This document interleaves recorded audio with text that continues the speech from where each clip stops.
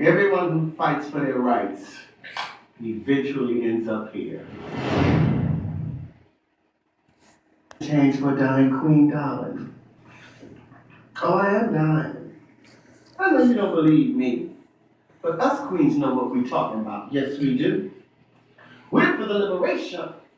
Yes, we are. I remember the first time I went to the Stonewall Inn. Oh, I was hanging out in the village with my friends, and I had on my little white shirt and my little black pants and my little shoes that my mother had bought me. And one of my friends said, well, let's go over to the Stonewall. And I said, okay. So we go over and when we walked in, Lord have mercy, I couldn't believe my eyes. But it was men dancing with men and women dancing with women and one more gorgeous than the other. And way in the back,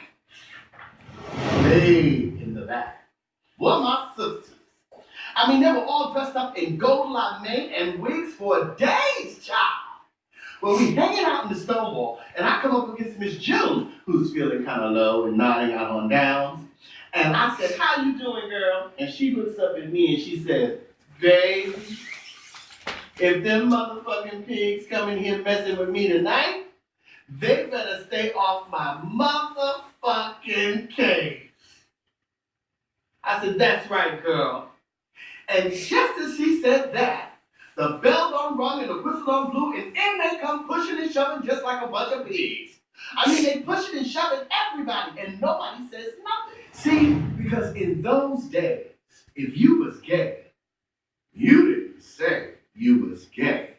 Now they're pushing and shoving everybody, and nobody says nothing till they come to the queens. Well, this one pig picks Miss June up, knocks her down, rips her dress, and scratches her face. Now, darling, can we talk? Now, you know, history has got it that us queens are kind of sort of easygoing types that you can just push and shove around any kind of way you want. Well, there are two things you cannot do to a queen. One, never rip a queen's dress. Two, don't you ever, never, ever touch the face, darling.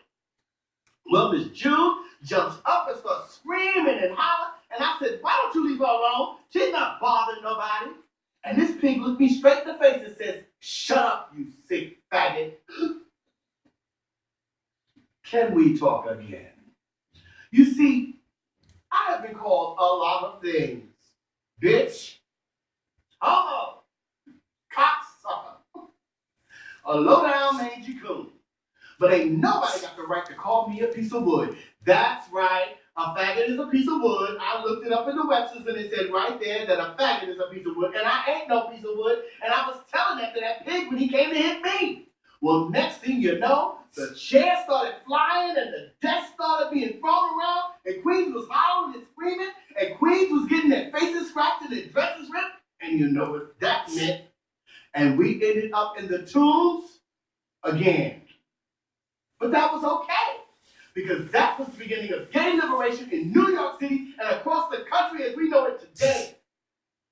Now, some of you has kind of sort of forgot who did what, who said what, to get you sitting here in all your liberated glory.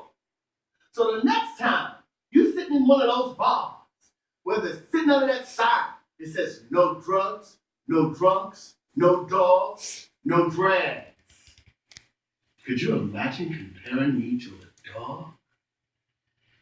Well, I just want to break down but that's okay. Because you see, when I tip, I stay tipped.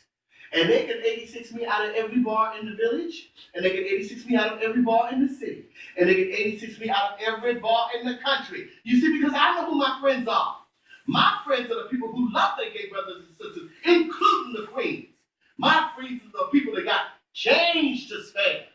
So the next time you see me, and I say, spare some change for a dying queen, darling, I want you to dig real deep down in your pocket and pull out some of that change that you saving for your cold beer and your hot dogs.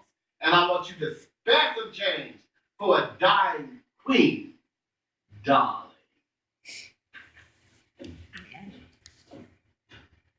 Amen.